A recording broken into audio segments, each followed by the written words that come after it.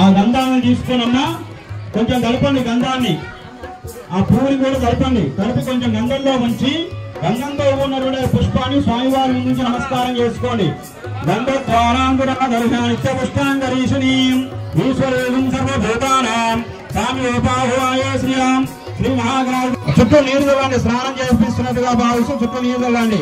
ఆభో ఇష్టమయో స్నాన ఊర్ధ్వదరాతనమహేరణాయ చక్షుషే యోగసమమానస్యవాయతీనః వసతీరస్మాతారంగమాయ యక్షక్షయాయన్వదః ఆభో జనరాజన స్నానానంతరం ఆదిభౌతిక తాపత్రయ నివారణార్థం మనోభిలషిత కామన సిద్ధ్యర్థం సమస్త మంగళ వాక్యర్థం మమ కైంకర్యమహం కరిష్యే అద నిర్విఘ్నేన పరిసమాప్తి ఫల పురుషార్థ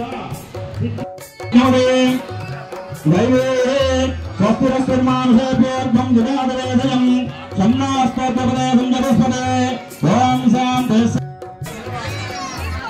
శ్రీ మహాగణాధిపతే నమః. అక్షింతలు 5 సార్లు వేయండి పసుపు కనబడి మీద. ఓం శ్రీ మహాగణాభావయామి. ఓం శ్రీ మహాగణాభావయామి. ఓం శుభః శ్రీ మహాగణాభావయామి. ఓం స్వాహ శ్రీ మహాగణాభావయామి. శ్రీ మహాగణాధిపతే నమః. ధ్యానావాహనాది సర్వోపచారాన్ సమర్పయామి. శ్రీ మహాగణాధిపతే నమః. రత్నసింహాసనం సమర్పయామి. శ్రీ మహాగణాధిపతి వారికి 2 అక్షింతలు వేసి అందరూ కూడా 2 అక్షింతలు వేసి నమస్కారం చేసుకోండి. శ్రీ మహాగణాధిపతే నమః. రత్నసింహాసనాది అక్షరాన్ని సమర్పయామి.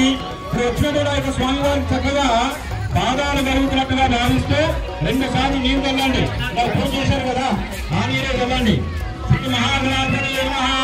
పాదయో పాద్యం జరుగుతున్నట్టుగా భావిస్తూ 1 చుక్క నీరు చల్లండి. శ్రీ మహాగణాధిపతే నమః.